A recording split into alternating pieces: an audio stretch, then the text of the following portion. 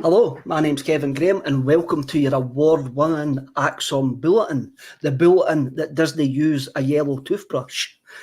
The Dream Team have returned. The most potent strike force since Payton and Biggins. Wiggins, where did I get that from? The most potent strike force since Payton and Biggins has returned after Brian wanted a transfer to the Thursday team and was kicked back very, very quickly. Brian, how are you getting on? I'm great, mate. I'm doing well. I thought you were going to do a Three Amigos gag. Where I was going to say, that means I'm Martin Short, doesn't it? Well, there's also many comments telling me I look like James Forrest's older brother. So I think I can run faster than him these days, but that's neither here nor there. But I know, great, glad to be back with the midweek maestros. I know. Colin, I'll ask Brian first. Brian, what colour's your toothbrush? It's green, actually. Green. Is that green? You've got a green toothbrush. Colin, how are you?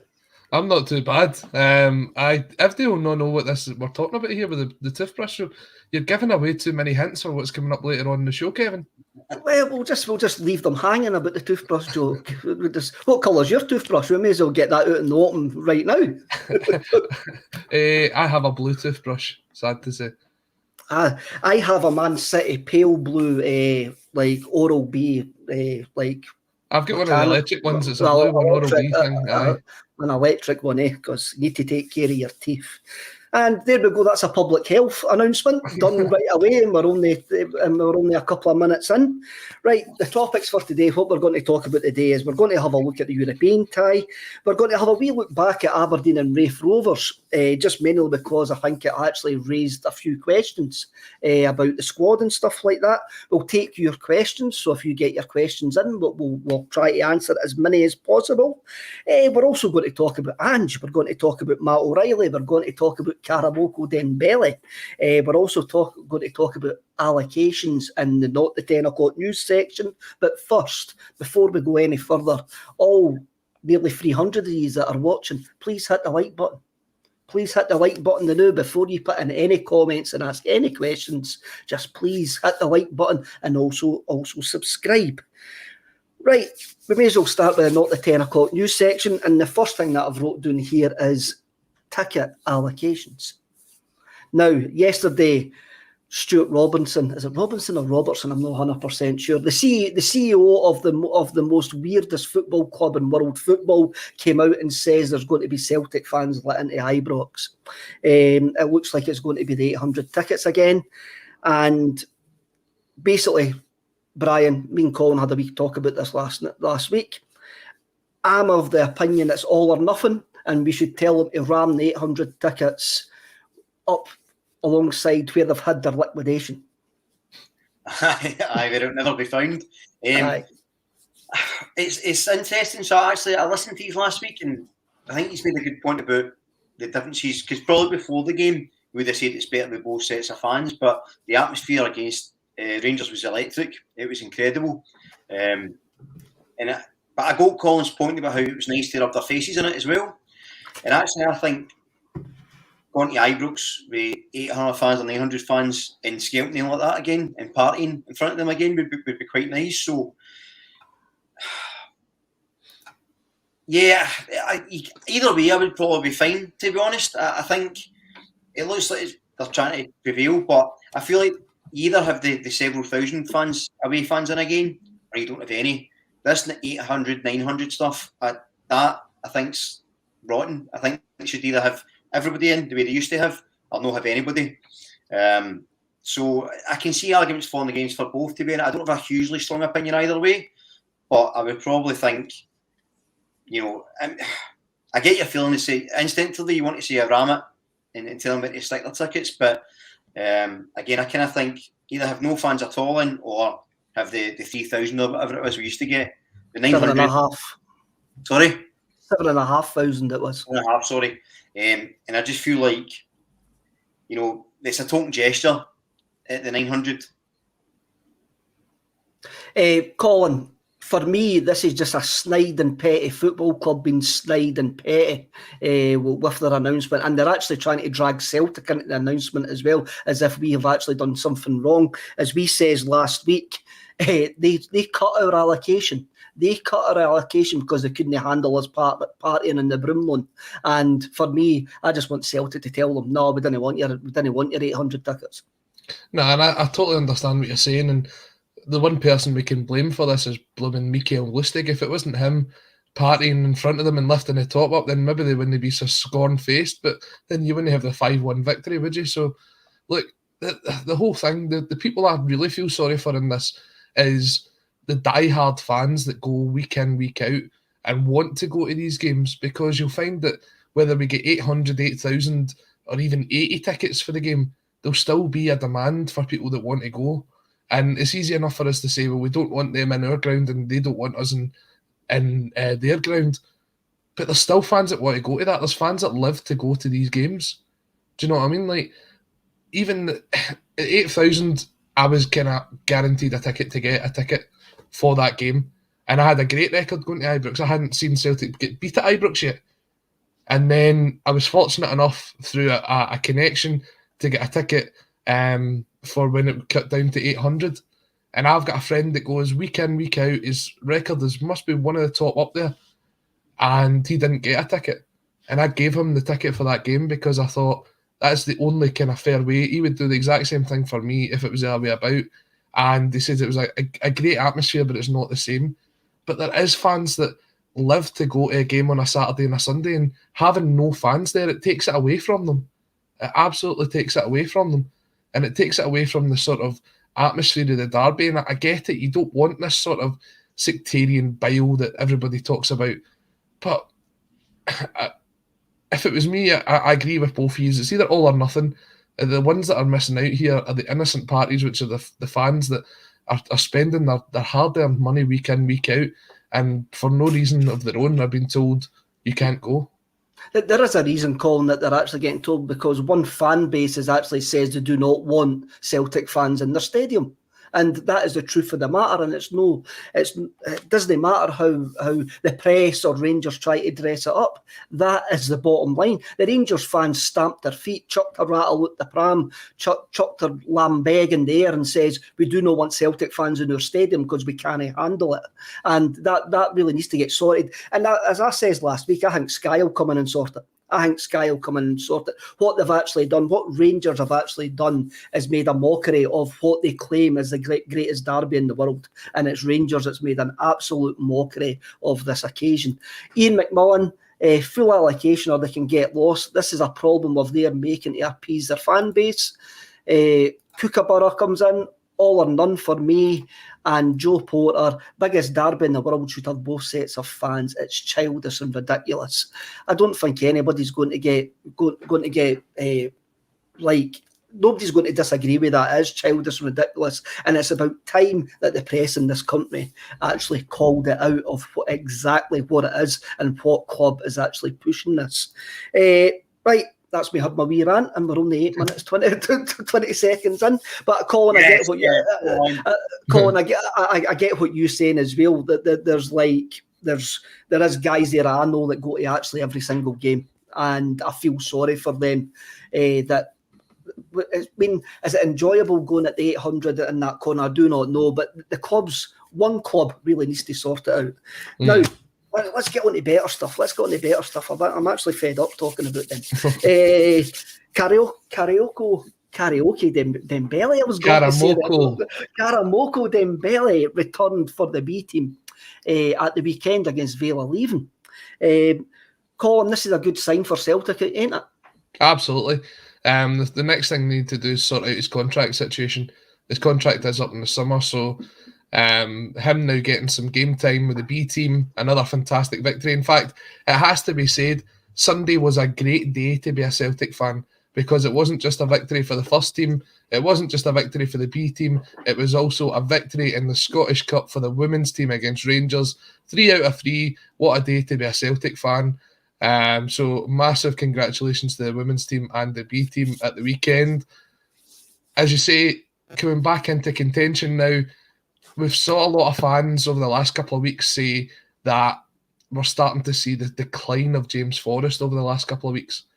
Whether it be that he's just not hitting the form, he's not playing on the right-hand side of the park, he's not sort of he's not up to speed. What you need is for players that are beyond him to push him and to get him back up to that level. And if young Karamoko is coming back through, we know he was wanting to be given the chance at the start of the season by Ange. He played him in the pre-season friendlies. There's been a lot of hype over him. It's about time that we start seeing what he can actually do for the first team. And by all accounts, he came through that 90 minutes against Vale leaving unscathed. So great to see him back. Hopefully we'll tie him down on another couple of years on a contract. And because otherwise, I can just see him going down the Islam Feruz route. I don't see him actually getting a move to a bigger team that will get game time at, not without any sort of first team experience behind him. So I think if his agent and his team are smart enough, they'll tie him down for another couple of years. He's still 18. Let's see what we can get out of him over the next couple of years.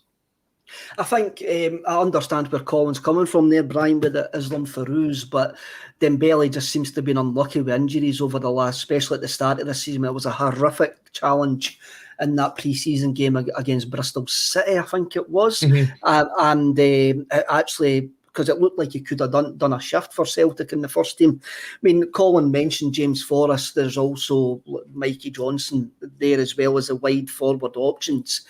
There seems to be, the prevailing narrative seems to be that there's a lack of depth in that area, and Dembele could actually make a claim for now at the end of the season to become a valuable squad member, couldn't it? Possibly. I've got to be honest, I've only ever heard the hype about Dembele. I've never seen enough to sort of be super excited, and I'm not being down on the boy, but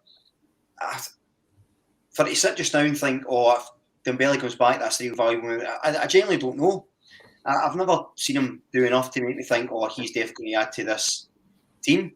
And, you know, as much as you're right about Forrest, I think he is probably on the decline. I think he just looks a wee bit off the pace, and I don't know if that's maybe a kind of injury-disrupted season or whatever, or maybe just, you know, maybe struggling a wee bit with some of Ange's tactics, especially if his fitness is declining. I don't know, but I can't say that Dembele coming back is, what's the best way to put it? If I had the option of having Forrest or Dembele in the bench, I would still have Forrest, is what I'm saying. I don't think Dembele comes back in right away. I've not seen enough of him to really decide. I might be totally wrong. I know he's usually highly rated, but there's nothing I've seen from him so far that makes me think he's going to take the league by storm. I'm still really concerned about his physicality as well. So, not to put a downer on it, but I've not seen enough of him to really be that excited, if I'm honest. On you go, Colin, sorry. No, I was just going to say, I think it's kind of, I wouldn't want to write the guy off at the minute because I don't think he's had the chance to play under this sort of system that Ange has implemented. What we've seen of Dembele so far is the sort of limited game time that he got under Neil Lennon last year and under John Kennedy. I think in the wide areas at the minute is where we're severely lacking. So having that other option, I know you're saying would you rather have Dembele or Forrest on that, but I mean, we saw what young Ben Doak was able to do and everyone's excited about what he can do coming forward. There's always I would suggest that Ben Doak is shown more so far than Dembele as well. Has Ben Doak scored? If Dembele scored was a year ago. Dembele scored last season against Hibs. He won. He did. I just think what I've seen of Ben Doak, I would push them forward because there's the attitude thing about Dembele is, and I say I'm not writing him off, but the fact that we don't know what he can do in Ange's team, we don't know how well he's going to hand up. That's why I'm not because I think we don't know what he can do. Whereas a boy like Doak, who seems to be training with the first team, he's been on the bench a few times, he made appearances. That's more tangible for me. So I know in a Celtic jersey, Dembele's probably done more, but under Ange he's not done anything. But you can't really say that about Dembele, but when he's not had the chance under Ange, he was looking to be given the chance in pre-season, and if it wasn't for that horrible tackle, I'm convinced he would still be in and around the squad. I mean, that's the maybes, isn't it? Just because we think he might have been in the squad doesn't mean he would have been. That's why I'm saying I'm only basing it on the fact we've not seen any of him this season other than pre-season. So I've no reason to feel excited about him coming into the squad because there's nothing to say he's going to, is my point.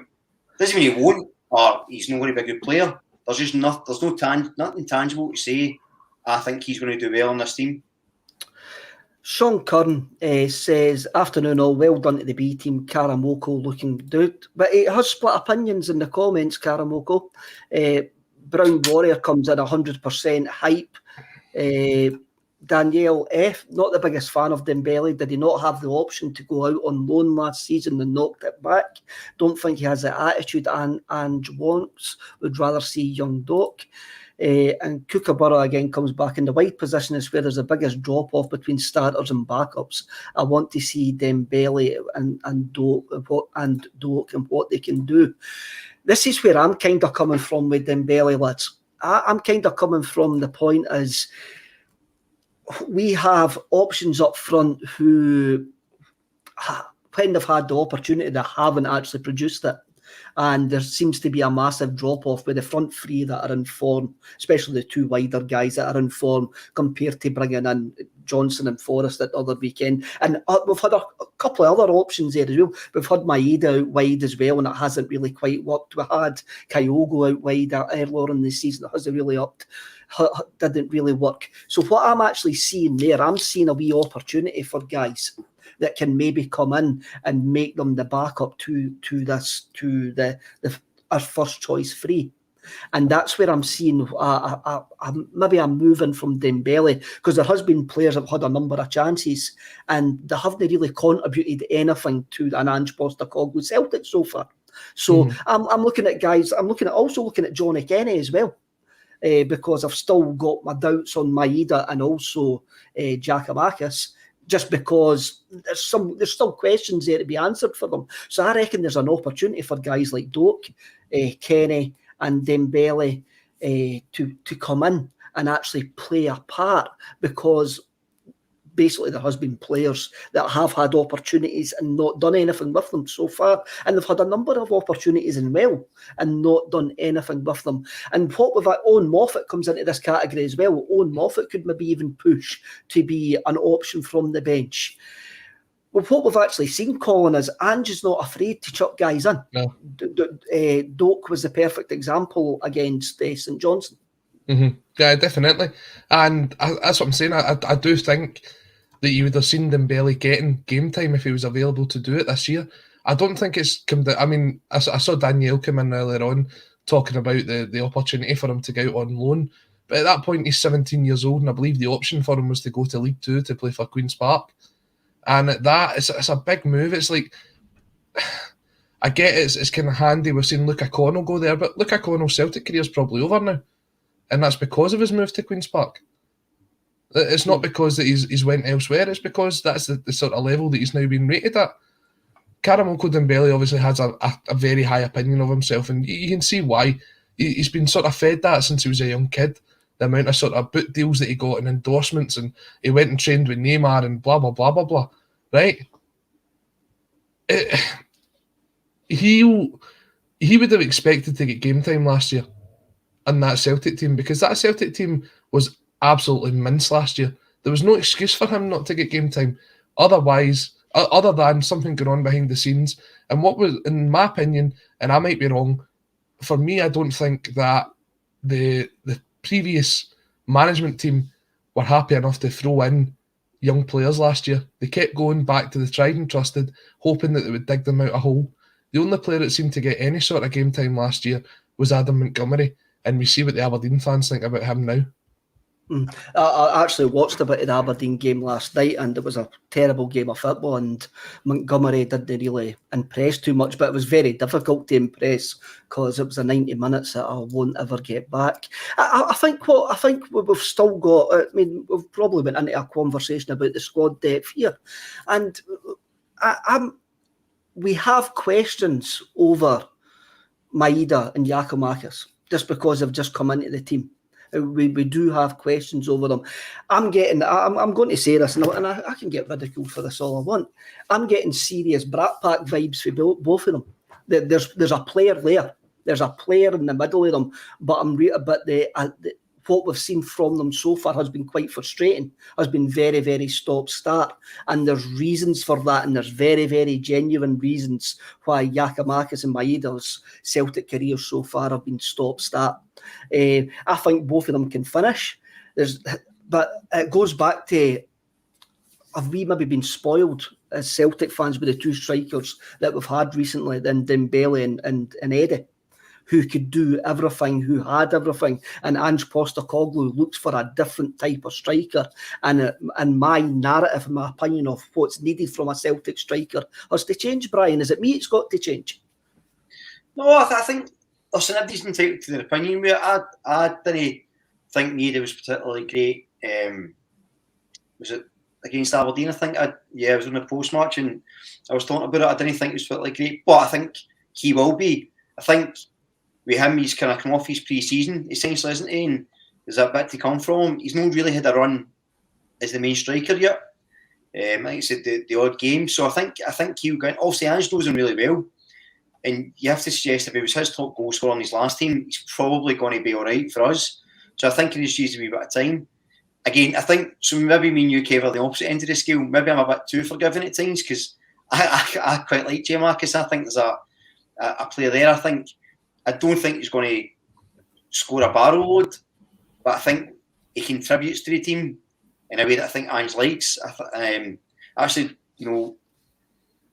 it's hard to say if I've been super impressed by him, but he's got a quality I like. He adds that bit different. So I actually think, they're pretty good. I think, maybe Kyogo has set the standard really, really high, but if you consider that Ayeti was the backup, I would have Maeda and big Giacomakis before I would have Ayeti anywhere near the team again. So I think just giving a bit of time, and I know we're going to go into team selection later, but I also think it depends how the team lines up.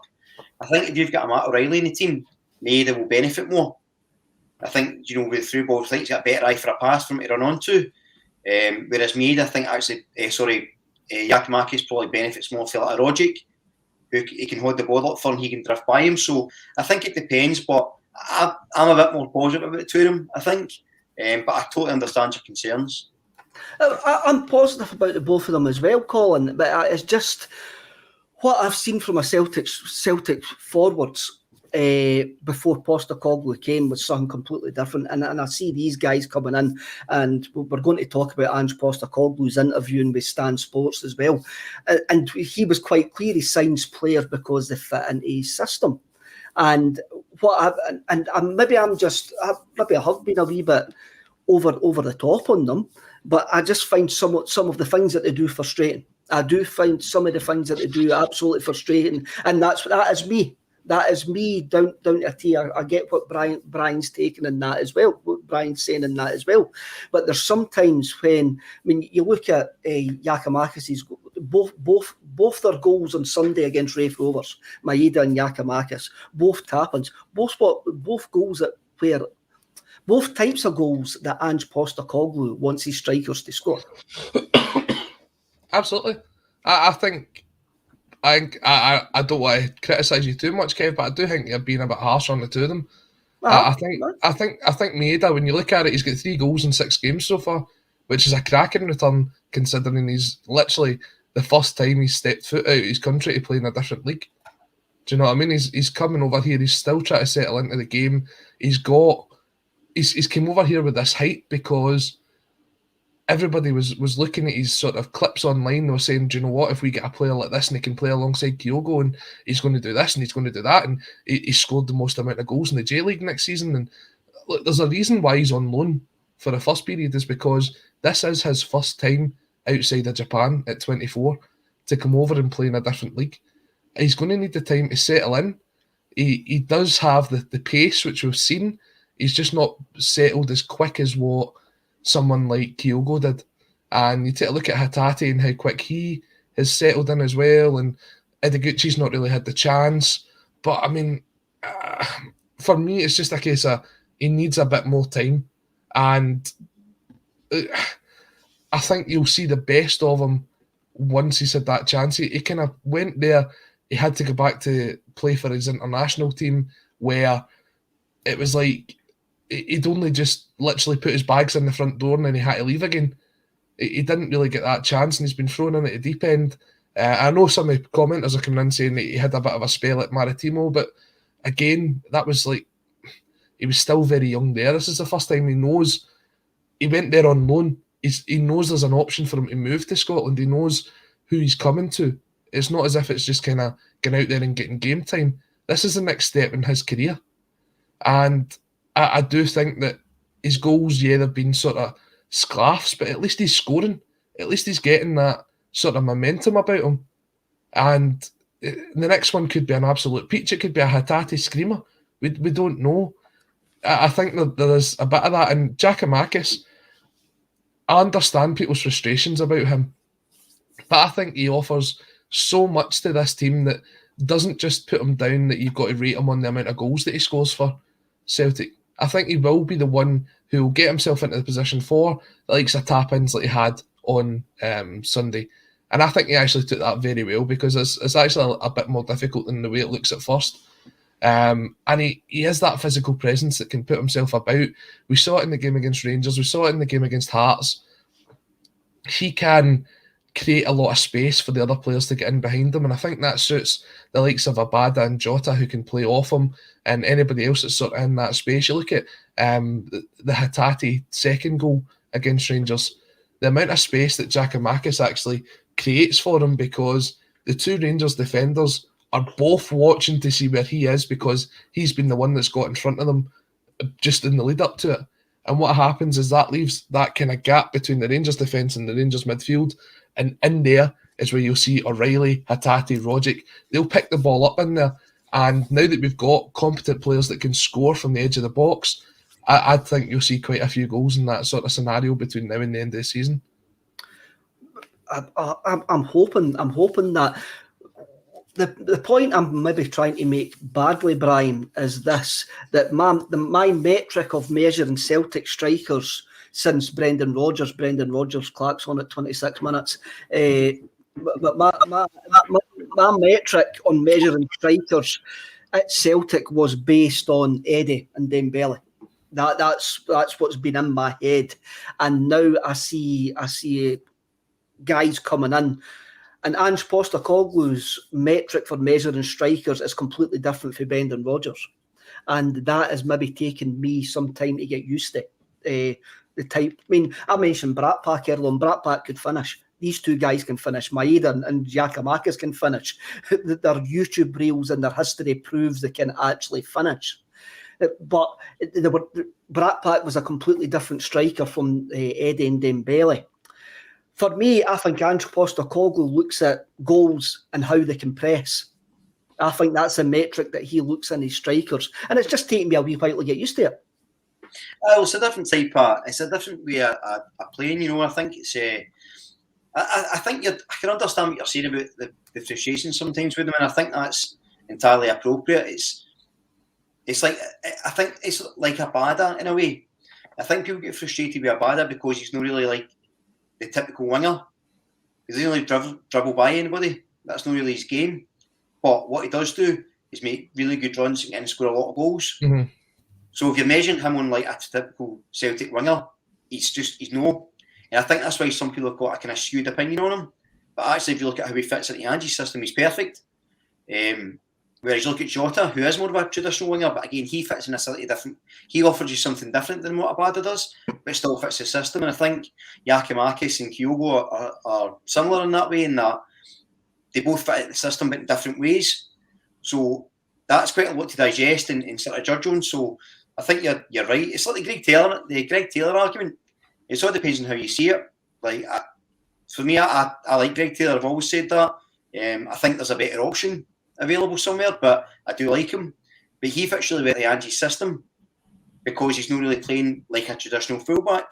He's coming in. He's maybe more passing and crossing, and it benefits him. So depending on how you're judging players, you could both, like, all three of us, their opinions are right on Giakoumakis and Maeda. It just depends on how you judge them. So you're not wrong to see it that way. I just think it's and it must be like how hard it must be for a player to adapt to Ange's system when we're looking at it as fans and I'm not quite sure how it's working. So I don't think you're wrong, Kev, to be honest. I think every opinion is valid, but me and Colin are ganging up this time because we. No, that's the problem. I like that. I like these ganging up on me because I like to be challenged with my sometimes warped view. I was going to say on TV, I didn't want the podcast to go in a wrong direction. I didn't want See, the thing is, Kev, see when you look at it, right, how many times have we came up against a big, dirty striker that we've hated playing against? I mean, you think about the amount of times that some of the centre-halves that we've had have been bullied by guys like Lyndon Dykes, or even in Europe, what was the big boy that played for Ferencváros, or Cluj, that kept going down after every 2 seconds? Right. I've got... But that kind of big, and I'll not swear, but you know the kind of striker I'm talking about, right? Giakoumakis can be that for us. See that performance at Fir Park? He had Bevis Mugabe in strings for the first 45 minutes, to the point of, I was speaking to one of the contributors to the State of Scottish Football, who's a Motherwell fan, and she was saying, I hate him. I hate how he plays. And that's what you want. You want the other team to hate the striker you've got, because he's getting in there, he's causing trouble, and he's disrupting the way that they want to play. And I think that Giakoumakis does that so well. I think there'll be a time where he'll add to that, and you'll start to see it'll be very similar to the way that Lyndon Dykes came into the Scotland squad at first. He was up there, he was kind of causing a lot of trouble, and you'd see guys like John McGinn picking up the goals. Then eventually he becomes the talisman that can stick the ball in the back of the net. I think over time you'll start seeing that, and I wouldn't be surprised if Giakoumakis gets at least 10 goals between now and the end of the season. Well, somebody, I'll just wait till I find this comment, because this comment came in. Fuji's Toner, Giakoumakis and Maeda will score 10 plus each in the run into the end of the season. And I'll sit here and go, if they manage to score 10 plus goals for now at the end of the season, they've done their job, Brian. They've done exactly what they've been brought to Celtic to do. Absolutely. It's a good problem to have in it, where you've got the 3 strikers and who's the best and what we're going to do. And I think Giakoumakis got 4, isn't he, 5 goals? And Maeda's 3 already, so it's a good bet being decent odds for 10 plus. I think that's a dead cert. It's an exciting discussion to have. At the start of the season, we were saying we've no such strikers, or the only striker we've got is Ayeti, and so looking forward, we've come in such a short space of time already. And look, we talk about bold predictions going wrong. You'll be delighted to get proved wrong. I said at the start of the season I didn't think we'd win the league because there was too much to do. So I'll be absolutely over the moon if I'm wrong with that. So it's fine to get things wrong. It's all Celtic are playing well. It doesn't matter who's right or wrong. Brian, my motto is I would rather be happy than right. And I'm always going to continue. I'm always going to continue that I would rather be happy. I say that when I put my coupon on it a weekend and it still doesn't cheer me up.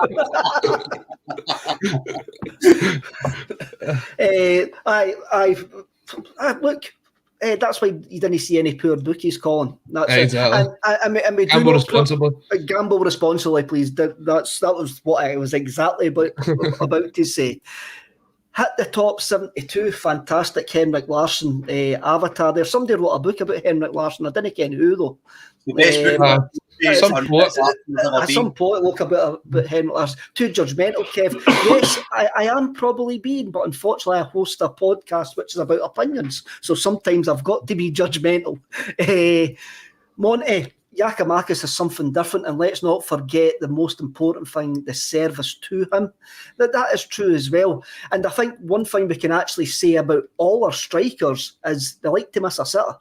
All 3 of them, including Furuhashi and that, they all like to miss a sitter, and maybe this is where I'm getting a bit... You go back to the first couple of games of the season. Kyogo got the hat-trick against, was it Dundee the first game? Dundee. And he could have had about 7 or 8 that day. He missed like open goals and stuff like that, but we don't really look back on it because he got the hat-trick. So he got the hat-trick, I know. As the goals come, I'm sure the sort of pressure will sort of be released on him. Fancy Dub LU, patient with Maeda, being Japanese football viewer, he was electric last season, and that's another thing that I've got to consider when making judgment on all the Japanese players is they've basically already played a season. So there is going to be fatigue there, and also you've got the travelling. Maeda just came into the Rangers game, stuff like that. He's been shifted out wide, but as Colin says, he has got a decent goal scoring record already. Brian, this is something that you mentioned, Gary Melrose, Giakoumakis and Maeda. What a fantastic problem to have. It is a fantastic problem to have, and it's one that we didn't have earlier on in the season. And the fact that we're having this discussion is great for Celtic Football Club. Brown Warrior, Giacomakis makes the right runs in the channels and hits the front post. We have been missing that, and I lead the line 9. Dembele was the last to do that. Do you see a bit of Colin? Do you see a bit of Dembele and Giacomakis? Two totally different players, to be perfectly honest. I think what Giacomakis lacks that Dembele had is the pace. I saw a couple of times that the ball was tried to be played in behind him to chase onto it at the weekend, and that's not the kind of player he is.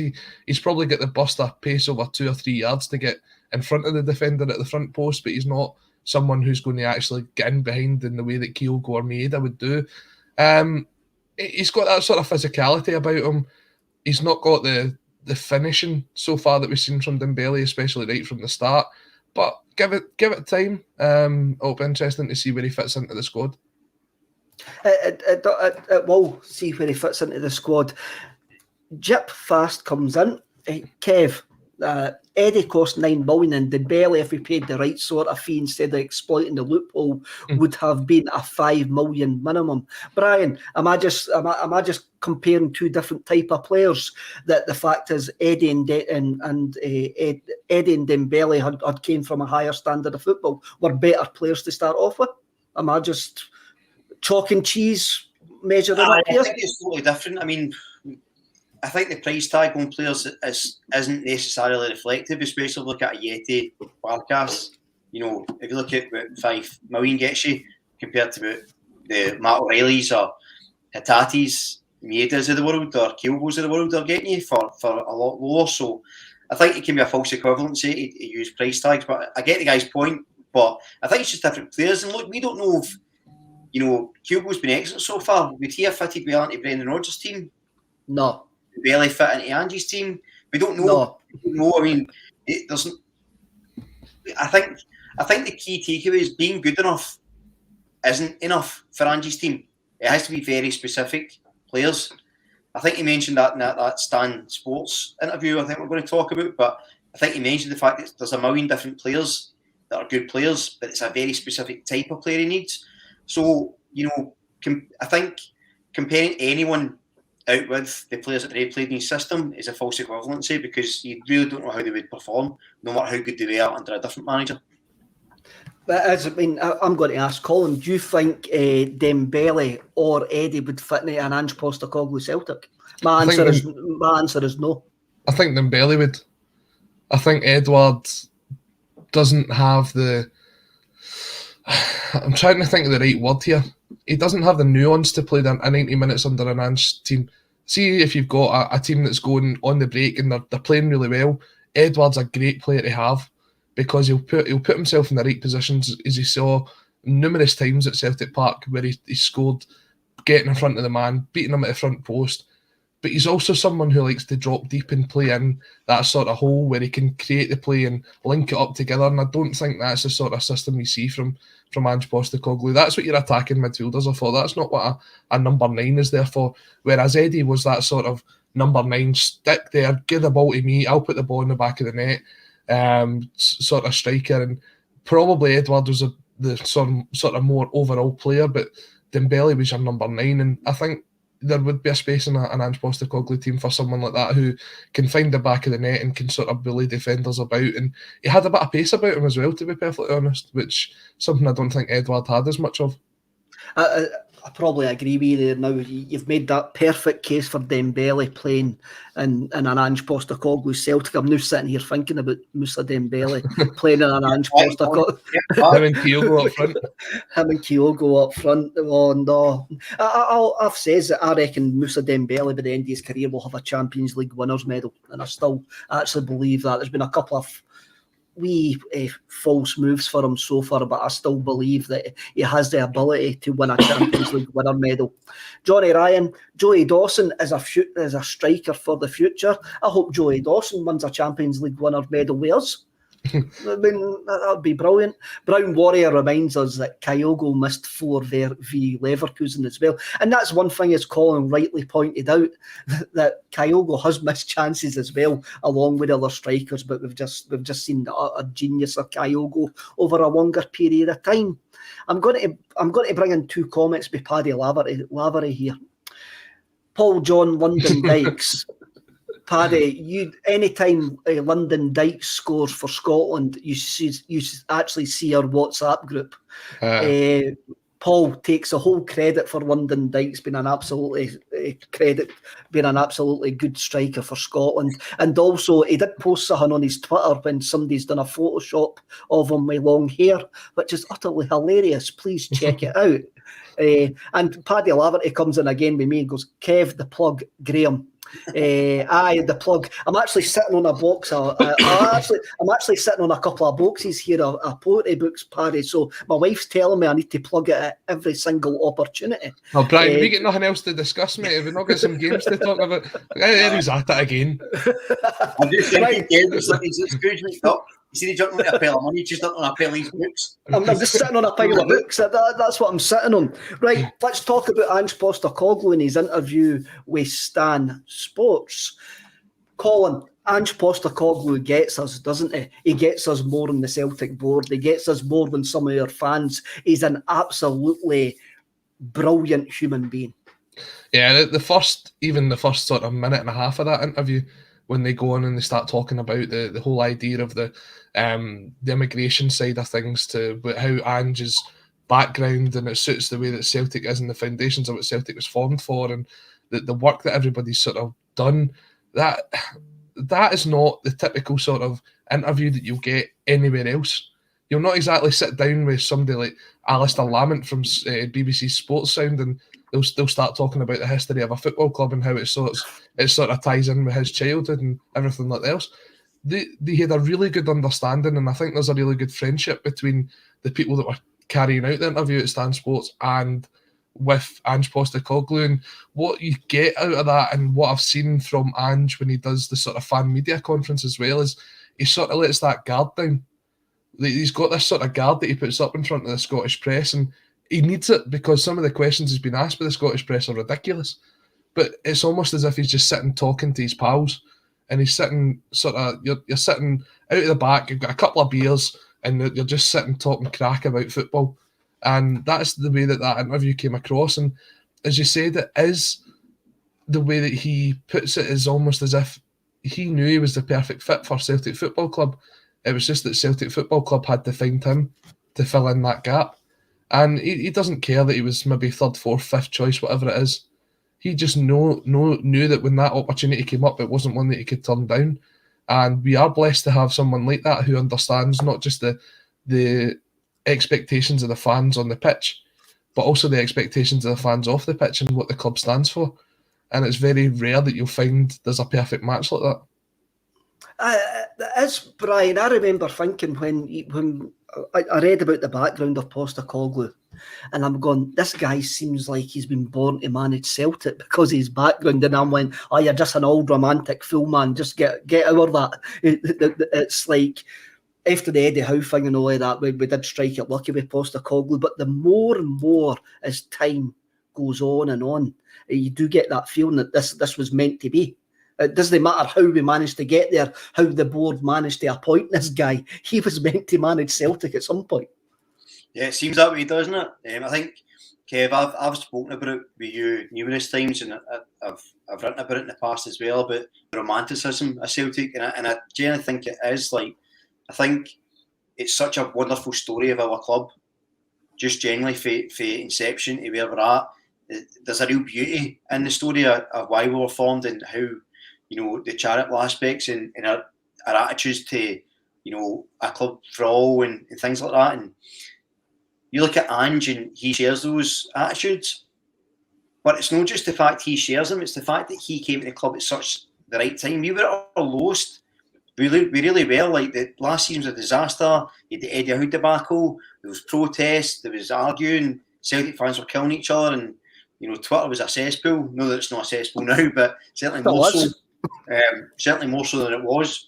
And then Ange came, and if you look at our club over the years and the stories and the romanticism that we keep talking about, it's Hollywood stuff at times. And Ange came in.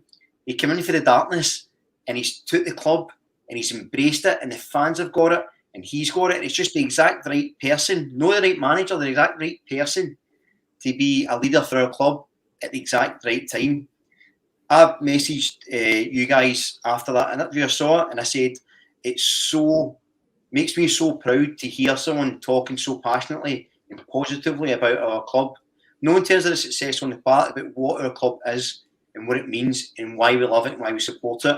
And I just think it was exceptional. And we've had managers in the past that have claimed to be Celtic fans from birth and diehard Celtic fans and get it, and they speak in catchphrases and this stuff, but you know there's a real honesty. And Ange isn't saying he's been a Celtic fan his whole life. He's never mentioned anything like that.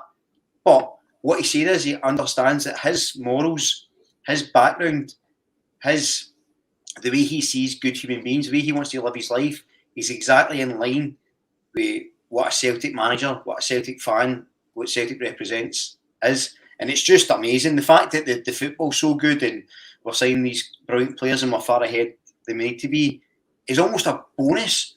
That speaks to the magnitude of the man. And I've been accused of being hyperbolic in the past, and it's because I'm quite excitable at times, but I genuinely think he's going to go down in history as a manager that people just love. Regardless of what happens in the football field, I think he's going to be someone that people always look back and admire because he's a cut above. He really is a class act. He has got that, Colin. He has got that. I mean, even if this all goes pear-shaped, which we hope it doesn't go pear-shaped, we're always going to look fondly back on him because he is just a big, likeable guy. Eh? Absolutely. I think you see a lot of that with the way a lot of Celtic fans look back on the period under Ronnie Dyler as well. He was a likeable character. He was maybe some people thought he was maybe out of his depth. Some people thought that the job came too early for him.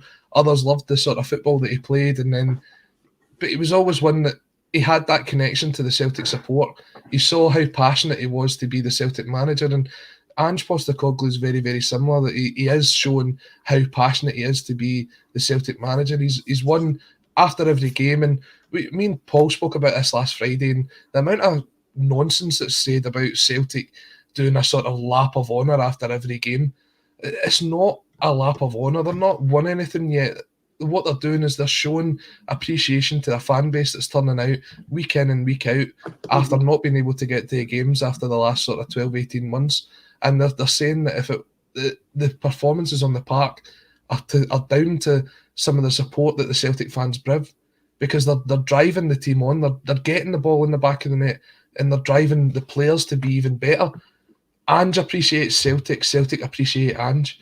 At the end of the day, no matter how this ends up, whether it be that in a couple of years' time another big club takes a punt on him or he decides that it's time for him to move on, he'll always be the guy that resurrected what was that Celtic team and brought it back to be the way that it should be. He started this new chapter in Celtic's history. He definitely did. And want to know something that I noticed? There's quite a few comments coming in. I've seen this quite often, Brian and Colin, that people, the older generation, and I hope they're older, and I hope they didn't mind me calling them the older generation who watch Acsom, say they're getting Jock Stein vibes from Ange Postecoglou. And again, in one of my main when I've let my guard down moments, I've started thinking about him in the same sort of aura as Martin O'Neill. I get a kind of Martin O'Neill aura from him where he's very personable, but as that, he's very personable. His man management skills is great, but as a person, he's a very, very decent person, and players want to play for him. And I think that's been proved. And also, players when they cross him, as he's shouting at near beat on Sunday, actually proved. Whereas I actually jumped out my seat when I was watching it when we heard that. And what I really loved about that, Brian, is that near beat on doesn't turn round and have a look. He just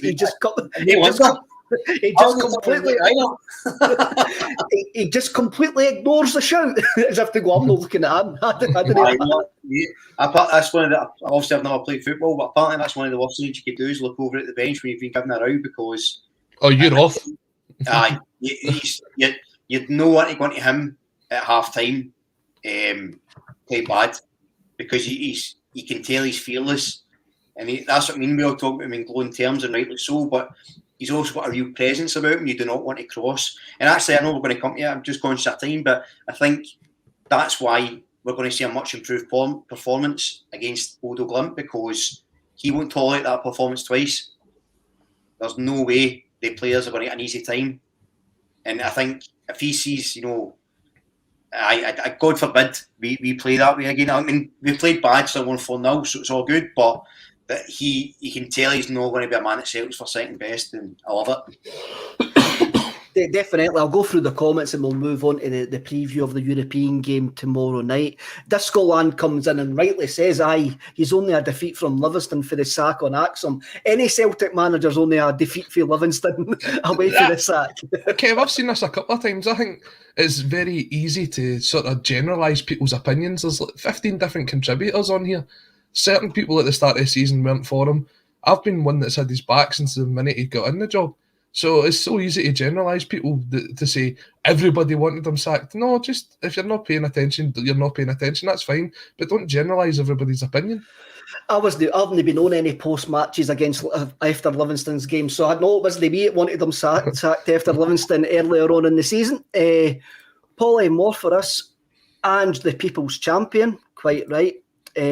Jason Lee, I want Ange to adopt me. I think there's thousands of folk want Ange Postecoglou to adopt them. Laura Bradburn's one. Laura Bradburn is one, definitely. I don't think she'd want him to adopt him. No, the way that she's I think we'll stop that conversation there, Colin.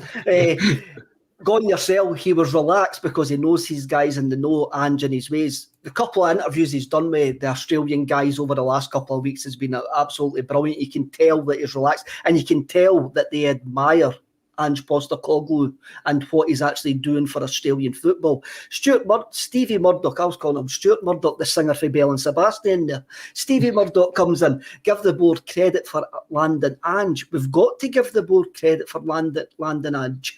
But it was an interesting story. I'll just quickly say this story that Craig Bellamy done an interview over the last week, and he spoke about that Vincent Kompany wanted to take Ange Postecoglou to Anderlecht with him because of the work that Ange had done with the City Group with Yokohama.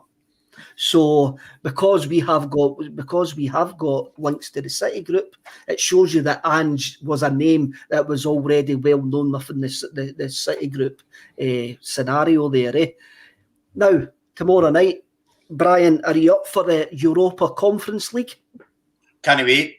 I think that on that interview, they also did an analysis of Bodo Glimt, and it's going to be a hard game. They play quite a similar way to Celtic. I know they're just coming off their pre-season now, but it's going to be a tough game, and I'm really excited for it. I think, Kev, you and I have spoken about it. I think Europe should be our testing ground now.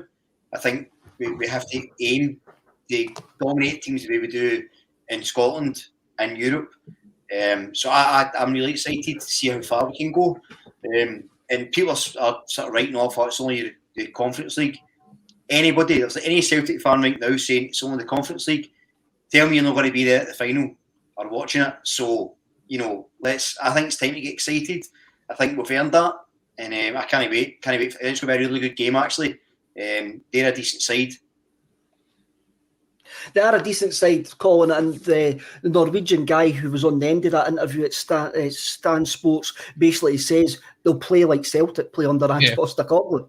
Yeah, I took a look into them because I hadn't seen much of what they'd done this year. I'd obviously seen the sort of big result that they had over Roma earlier on in the season where they beat them 6-1, but there is a lot to be said about them. Their manager, was it Jeto Knutson? It's one of those ones, there's a silent letter in there somewhere. Yeah. He's currently linked with the Aberdeen job, which is quite interesting. He's one of the favourites that's apparently on the shortlist at Aberdeen, but he's managed them 146 times, 81 wins. He's been the coach of the year in Norway for the last 3 seasons in a row, and they've won back-to-back titles. That tells you it's a team that's very well organised, very well disciplined, and knows how to get a job done. Now, they finished second in their Europa Conference League group behind Roma, 3 wins, 3 draws. And as I said, that 6-1 win over Roma. But what you have noticed over the last couple of weeks is, as you said there, Brian, they're in their pre-season at the moment. And they have had to do a bit of a squad reshuffle because a lot of their big players have attracted attention from Europe and have moved on. Top goal scorer Eric Bofium moved to Krasnodar for £4 million. their talisman in midfield, Patrick Berg, who was linked with a move to Celtic at one point. I remember we were discussing him not too long ago, Kev. He's moved to Lens for about £4 million. Also out the door went a couple of players at their defence who had played 35, 40 times, making their ways to Germany. And they've brought in some players from their own league to replace them. And they've also brought in the striker Espejor from Heerenveen. Now, you're talking about a team who I've looked at the nucleus of their squad and saw it disappear. And they're still in the pre-season thing. So this is probably the best time we get to play them, is because they are still putting a squad together. They are still trying to get that fitness in their legs. We have played a number of games this season, but we are starting to click now. You're seeing the performances coming together, with the exception of probably that first half on Sunday. You are seeing a team that are looking to click, and I think this is a team that we're playing at the right time just now. They are a team that want to play like us. If you look at their stats from the Conference League, they do try to dominate the possession. I think their average is somewhere about 55%.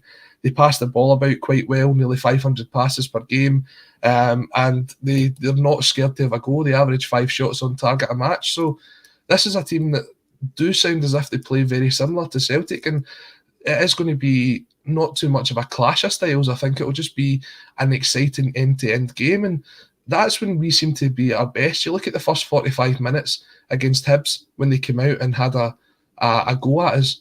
That is when we had probably our best 45 minutes this season. And if we can do that in front of hopefully what will be a very big crowd at Celtic Park on Thursday night, then I'd like to think that we can go over to Norway knowing that we've got a couple of goals in the bank behind us. Martin Bickett comes in, Brian, and he says, caution required that this is a team. Now, this is sort of flipped. We've struggled against Scandinavian teams over the last couple of years in the Champions League qualifiers and stuff like that, but we're usually the team in pre-season.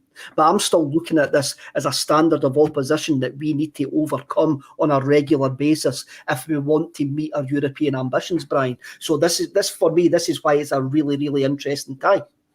Absolutely, and I think the good thing about Ange and the way he sets out the team is that it almost doesn't matter who we're playing. It wants us to play a certain way and dominate it. And I think in the past we've been too cautious and showing teams in Europe too much respect because we've been burned in the past. So I think we'll play them with a really good attitude. But you're right.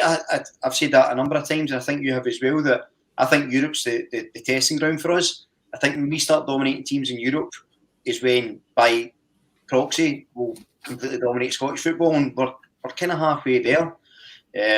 And you're right about the teams attacking as well. Like, I know we lost, but the games against Betis away and Leverkusen away, I thought we were excellent, and that was still, we've improved dramatically since then. And I thought we did very good performances in those games. Albeit we lost, but it was fine margins, and as I say, we're better by then. So I'm very, very excited, and I think it'll be a real marker on our. I know Ange doesn't like talking about progress, but I think it will really show the difference. If you look at the Midtjylland game and then look at this game on Thursday, and if we play well, there's a real tangible, quantifiable difference between the two, or hopefully anyway, and you can then really test how far we have progressed. I think what you've got as well, Kev, is a lot of people go back to their Conference League, which is technically last season because they're now going into their new season at the minute. A lot of the players that were the sort of main talisman for them, they've all started to move on. They've had to rebuild their defence. They've had to rebuild their forward line. The guys that were scoring the goals for them, they're not there this year. This is going to be a totally different Bodo team that we face as to the one that Jose Mourinho's Roma faced. So it's going to be interesting to see how they line up and how they come out to have a go at us. So far, they've played 3 pre-season games. It's not going to be much of it's going to be quite a bit of a jump to go from playing pre-season to playing in a competitive fixture like that. I'm not ruling them out to say that they can't do that, but it's difficult for us when it comes to that point of the season, and that's only when we're in a qualifying stage. It is, Colin, but what I would say, they've been Norwegian champions for the last 2 seasons, yep. So they're in an evolution, and losing players they seem to be able to replace them very, very simply, because it seems to have a system there where they just replace like for like. So if these guys are up to speed, then we need to play well in this first leg. We're going to need to play well over the 180 minutes to actually get through this tie, and we need to actually get a decent result tomorrow night, because I didn't fancy going to the Arctic Circle on a plastic pitch. I didn't care what anybody likes. That just gives me the fear, Brian. Yeah, especially with injuries and stuff. The last time we went to another injury crisis, and plastic pitches always give me the fear as well. But I think we have to approach any European game with caution, but optimistic. Cautiously optimistic, because I think that we've got enough talent that we should be able to go past them. I think we should be giving most teams a good game, even at this early stage in Ange's sort of reign. So I think plenty to look forward to, but cautious. I think we'll win though. I think we'll win by a couple and take a good lead over to Norway. I think there's one thing, Colin, that we need to do, and you've said it a few times on this programme, is we need to get the monkey off the back. We haven't won a knockout tie in Europe since 2006. 2004. 2004. It's 2006 at Livingston. That's the two monkeys we need to get off our backs this year. That's the two things we need to get back off our backs, and hopefully the Europa Conference League gives us that chance to actually do it. Lads, that's an hour away. That's an hour and 1 minute away, and we never even discussed the tagline. But Kev, you never even went back to the reason of why you asked us about our toothbrushes at the start of the programme. Oh, right, toothbrushes. Right, Colin, you tell the viewers and the listeners why we mentioned toothbrushes at the start of the programme. So Kevin is actually leaving a Celtic State of Mind. He's going to become a dentist in the next couple of weeks. We're delighted that he's fully qualified. It's taken him about 20 years, but congratulations to Kev. Is it safe? me and Jim Craig, best buds, man. No, but seriously, the toothbrush. So when we look at the toothbrush, why is it important about this game? Well, it seems that back in 1974, when Bodo Glimt were trying to get the fans on their side, they had a fan in the crowd who wanted to orchestrate the singing section, and all he had in his pocket was a toothbrush. So he decided to orchestrate the fans with a toothbrush. That grew arms and legs, and now you'll see that they carry giant yellow toothbrushes to the games. So not only will they be a danger in our box and they'll cause us a lot of trouble, they'll probably have the best set of teeth for fans that we've ever seen come to Celtic Park.